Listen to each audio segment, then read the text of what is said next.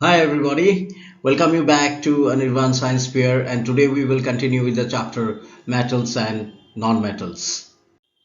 So first of all we need to understand what are metals and what are non-metals. Elements that have 1, 2 or 3 valence electrons, or we can say elements that lose electrons to form positive ions, that is cations, they are called metals. Examples include iron, aluminium, gold, silver, zinc, etc. And then what are non-metals? Elements that have 4, 5, 6, 7 or 8 valence electrons, or elements that gains electrons to form negative ions, that is anions, are called non-metals. Examples include oxygen, nitrogen, hydrogen, sulfur, phosphorus, all these things. The next thing is that properties of metals. Now properties help us to distinguish between a metal and a non-metal. First we are going to talk about physical properties. मतलब बाहर से देखने में what is physical property? Physical मतलब बाहर से देखने में एक हम कैसे आइडेंटिफाई कर सकते हैं कि कोई सब्सटेंस मेटल है, गिवन सब्सटेंस मेटल है या नॉन मेटल है. तो उसमें पहला ही होता है कि metals are solids. Metals are generally solids except mercury. Mercury is the only metal which is a liquid at room temperature. Then metals are hard except lithium, potassium and sodium. Then metals have a luster, that means they have a shine. Metals shine करते हैं, चमकते हैं. Then metals are malleable. इसका मतलब क्या है कि metal को हम पीट के हैमर से पीट के उसका प्लेन पतला सा शीट बना सकते हैं. They can be beaten into thin sheets. Then metals are ductile. What is ductile? That means it can be drawn into wires, and gold is the most ductile element. उसके बाद metals have high melting points except gallium and caesium, जिनका boiling points बहुत low है, and वो हाथ के palm में भी हम रखेंगे तो वो गल जाते हैं. They melt in the palm of the hand. Then metals have high boiling points. उनके boiling points काफी ज़्यादा होते हैं.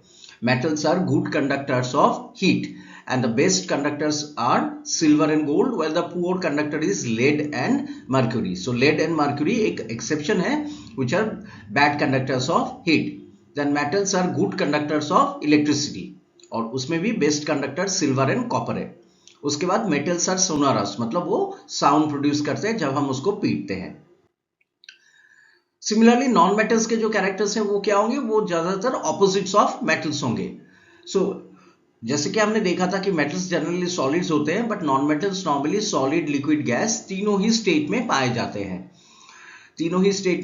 हैं. Solid, liquid and gas. जैसे कि सॉलिड में कार्बन आता है, सल्फर आता है, फास्फोरस आता है. लिक्विड में एक ही नॉन मेटल है जो लिक्विड है, that is bromine. And gases में oxygen, hydrogen, nitrogen etcetera. Then non metals generally जो सॉलिड्स होते हैं वो सॉफ्ट होते हैं, except diamond which is the hardest natural substance. And non metals do not have any lustre, मतलब वो shine नहीं करते हैं. एक्सेप्शन है iodine. Then non-metals are not malleable. Most of them are solids, but most of them are soft solids. Otherwise, they are gases. So gases को आप कैसे पीट सकते हो? So they are not malleable. Then metals are not ductile. Metals ductile नहीं होते. Non-metals ductile नहीं होते. Sorry, non-metals ductile नहीं होते. हम उनका पतला सा तार नहीं बना सकते हैं. And non-metals which are solids and liquids have low melting points. And non-metals which are solids and liquids have low boiling points too. Non-metals are bad conductors of heat, and non-metals are bad conductors of electricity except graphite and carbon fibers. And non-metals sonorous भी नहीं होते, उनसे कोई आवाज नहीं निकलता है. उसके बाद हम आ जाते हैं केमिकल प्रॉपर्टीज में. केमिकल प्रॉपर्टीज ऑफ मेटल्स बहुत इंपॉर्टेंट है. पहला वाला है reaction of metals with oxygen. Metals react with oxygen to give metal oxides. और ये जो मेटल ऑक्साइड्स होते हैं वो generally in case of metals basic oxides होते हैं. They are basic in nature, but अलग अलग मेटल ऑक्सीजन के साथ अलग अलग तरह से रिएक्ट करता है. Different metals react differently with oxygen. For example sodium and potassium बहुत ही वायलेंटली रिएक्ट करता है और उसमें आग पकड़ जाता है. इसीलिए सोडियम एंड पोटेशियम को हम केरोसिन के अंदर स्टोर करते हैं. सिमिलरली कुछ मेटल्स है जैसे कि मैग्नीशियम, एल्यूमिनियम, ये लोग अपने सरफेस के ऊपर एक thin coating of the metal oxide बना लेते हैं एंड नॉन रिएक्टिव हो जाते हैं.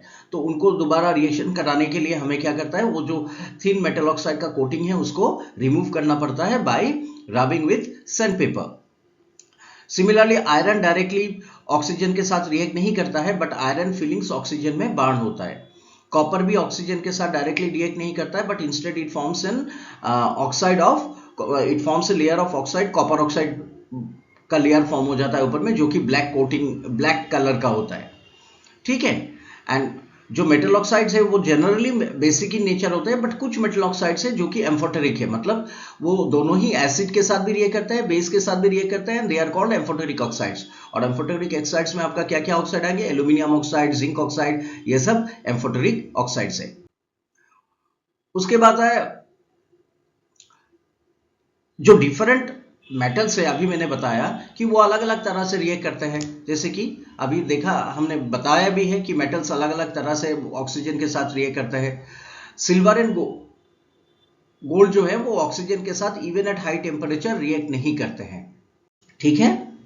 नेक्स्ट है रिएक्शन विथ वाटर। अलग अलग मेटल पानी के साथ अलग अलग तरह से रिएक्ट करते हैं। कुछ मेटल है जैसा सोडियम, पोटेशियम, कैल्शियम ठंडा पानी के साथ रिएक्ट करते हैं। मैग्नीशियम क्या करता है, मैग्नीशियम हॉट वाटर के साथ रिएक्ट करता है। कुछ मेटल है जैसे कि एल्यूमिनियम, जिंक, ये सब स्टीम के, आयरन, ये सब स्टीम के साथ रिएक्ट करते हैं। और कुछ मेटल है जैसे कि कॉपर, सिल्वर, लेड, गोल्ड, ये लोग पानी के साथ रिएक्ट करते ही नहीं। सोडियम और पोटेशियम पानी के साथ बहुत ही वायलेंटली रिएक्ट करते हैं ये, और ये हाईली एक्सोथर्मिक रिएक्शन होता है। The moment we put sodium and potassium in water, it does not sink in water because इनका डेंसिटी कम होता है, तो वो फ्लोट करते हैं और रिएक्शन बिगिन हो जाता है और सोडियम ऑक्साइड और हाइड्रोजन प्रोड्यूस होता है। और हाइड्रोजन क्योंकि लाइटर देन वाटर है, वो ऊपर जाना चाहता है, वो सरफेस के ऊपर आके ऑक्सीजन के साथ रिएक्ट करके उसमें आग पकड़ लेता है, और ओवरऑल अल्टीमेटली क्या होता है कि सोडियम या पोटेशियम में भी आग पकड़ लेता है, the whole thing catches fire. Similarly calcium जब रिएक्ट करता है पानी के साथ, तो कैल्शियम को जब हम पानी में देते हैं तो कैल्शियम क्या होता है, वो सिंक कर जाता है, बट इमीडिएटली रिएक्शन स्टार्ट हो जाता है और उसमें क्या होता है कि कैल्शियम ऑक्साइड और हाइड्रोजन गैस प्रोड्यूस होता है। और हाइड्रोजन क्योंकि लाइटर देन है, सो वो बाहर आना चाहता है पानी से, और वो क्या करता है कैल्शियम ऑक्साइड के अंडर सरफेस पे चिपक जाता है और उसको धकेल के ऊपर ले आता है। सिमिलरली मैग्नीशियम का रिएक्शन भी कैल्शियम जैसा ही होता है, बट डिफरेंस ये है कि यहाँ पे magnesium also starts floating on the surface of water because of the bubbles of hydrogen gas, but the only difference is that यहाँ पे क्या हो रहा है, यहाँ पे कोल्ड वाटर के जगह हॉट वाटर के साथ रिएक्शन हो रहा है। मैग्नीशियम हॉट वाटर के साथ रिएक्ट करता है, ना कि कोल्ड वाटर के साथ। फिर metals like aluminium, iron and zinc, they do not react with either cold water or hot water, but they react with steam and form their respective metal oxides only. ये hydroxides नहीं बनाते हैं।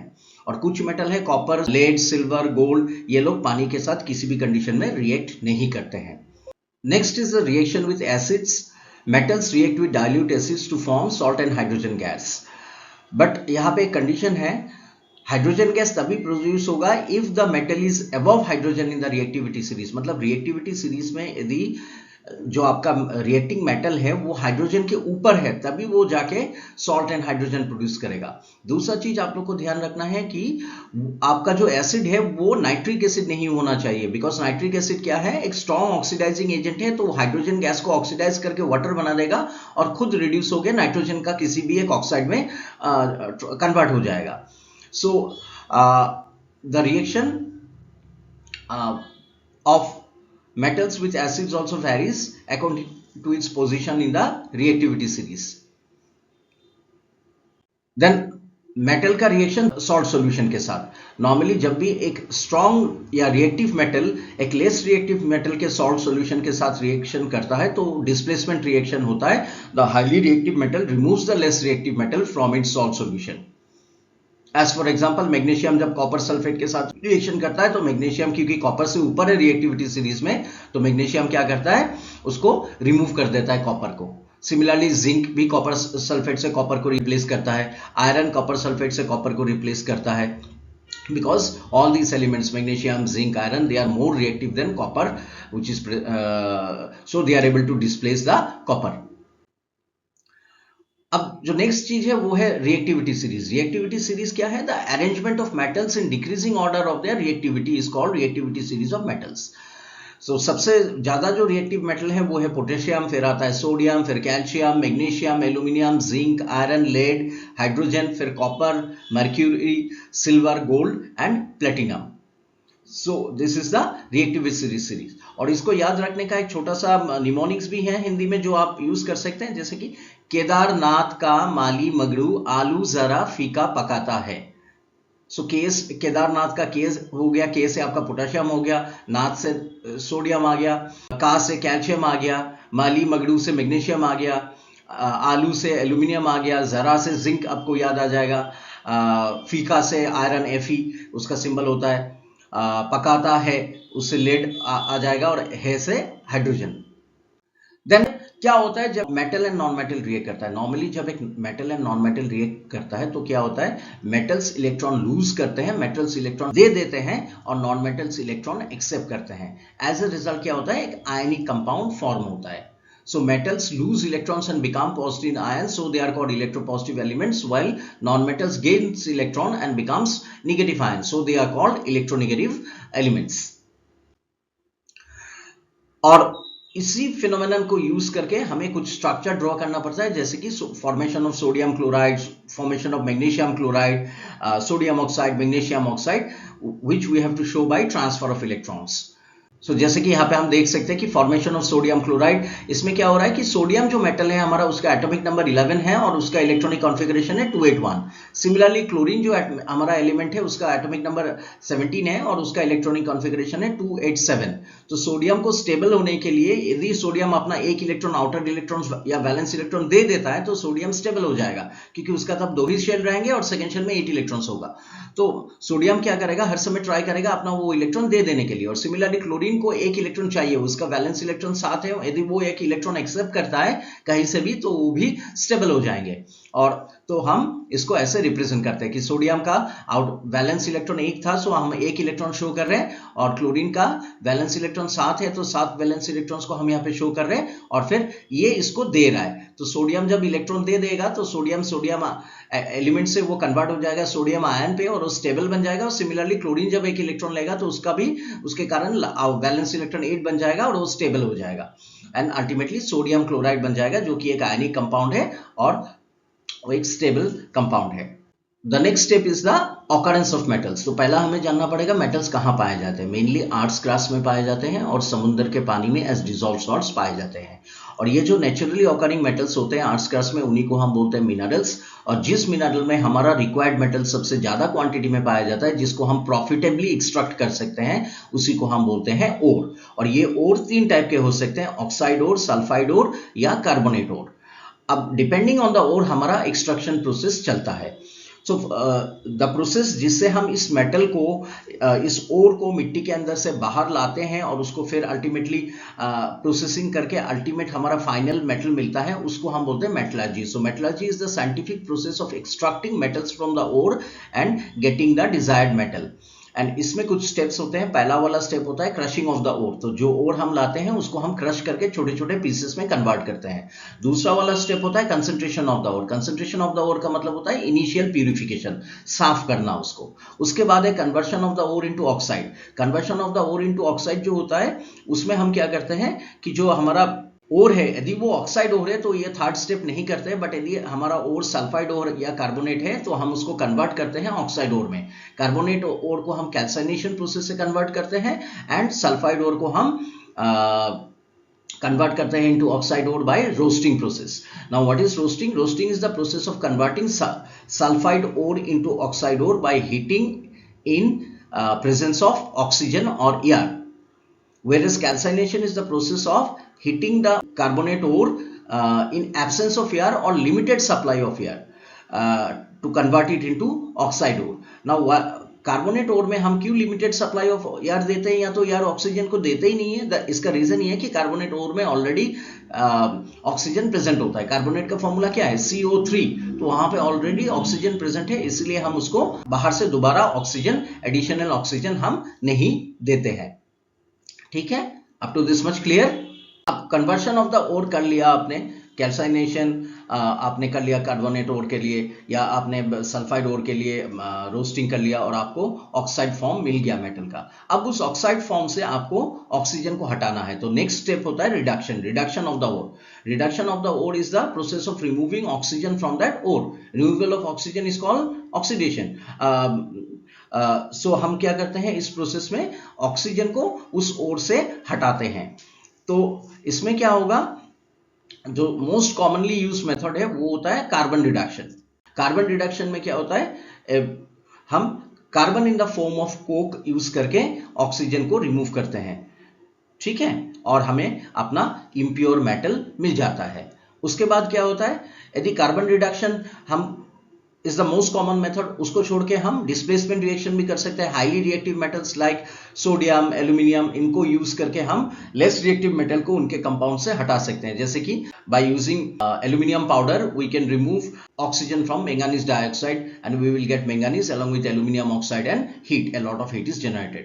और इसी type में और एक इसका एग्जांपल आप दे सकते हैं जिसमें कि आयरन ऑक्साइड से हम एल्यूमिनियम पाउडर से यदि हम आयरन ऑक्साइड को हीट करते हैं तो क्या होगा, हमें आयरन मिलेगा, साथ में एल्यूमिनियम ऑक्साइड मिलेगा और साथ में हीट जनरेट होगा, और इस केमिकल रिएक्शन को हम बोलते हैं thermite reaction.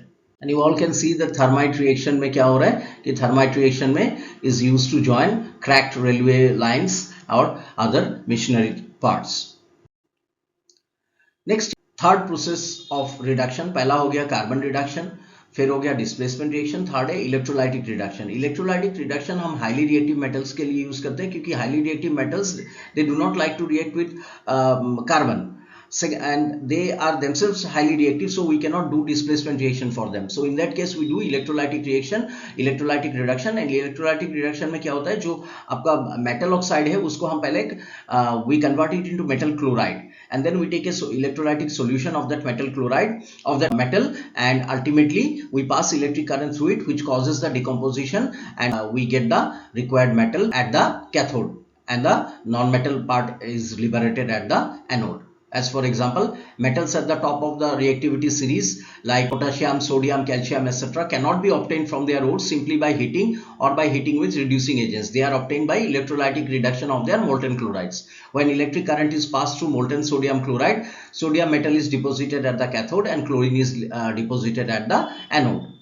The last step of metallurgy is refining of the metal. So the metal which we obtain after the reduction processes, whether it is carbon reduction, displacement reaction or electrolytic reduction, that is not fully pure. So in order to get a pure metal we need to refine it further, we need to purify it further, और इस purification को करने के लिए जो process use होता है, the most common method of purification is electrolytic refining। इसमें क्या होता है, the impure metal we consider it as the anode and a thin strip of pure metal of the same metal is taken as an cathode, and an electrolytic solution of that metal is used as an electrolyte, and then we pass electric current। on passing electric current क्या होता है, जो आपका anode है उससे impure metal purify होकर solution में चला जाता है, इलेक्ट्रोलाइट में चला जाता है, और सेम अमाउंट इलेक्ट्रोलाइट से आपका कैथोड में जाके डिपॉजिट होते रहता है, और एनोड में जो सॉल्युबल इंप्योरिटीज है वो मिक्स हो जाते हैं सॉल्यूशन में, और जो इनसॉल्युबल इंप्योरिटीज हैं वो नीचे कलेक्ट हो जाते हैं एनोड का एज एनोड मड और स्लज। उसके बाद आता है कोरोशन ऑफ मेटल, जो कि we have already studied in chapter 1 what is corrosion. जब भी कोई मेटल सरफेस खराब हो जाता है due to reaction with acid और due to atmospheric influence like moisture, humidity, तब हम उसे कोरोशन बोलते हैं। And corrosion is really harmful for the metal, और examples of corrosion include rusting of iron, the green coating on the copper articles and the black coating on silver articles. These are all examples of corrosion, and to prevent the metal from getting corroded we can use various techniques like painting, greasing, welding, galvanizing, anodizing, chrome plating, even alloy making। और alloy क्या होता है, alloy is a homogeneous mixture of a metal and a non metal. For example steel एक alloy है iron and carbon का, stainless steel alloy है iron carbon cobalt and निकल का, ब्रास एलोय है कॉपर एंड जिंक का, bronze alloy है copper and tin का, सिमिलरली सोल्डर एलोय है लेड एंड टिन का। और जब भी किसी एलोय में one of the metal is mercury, then that alloy is known as amalgam. So with this we come to the end of this chapter. I hope you all will be benefited from this. See you next time guys, and next time we'll come up with some important questions for your exams. Okay, thank you everybody.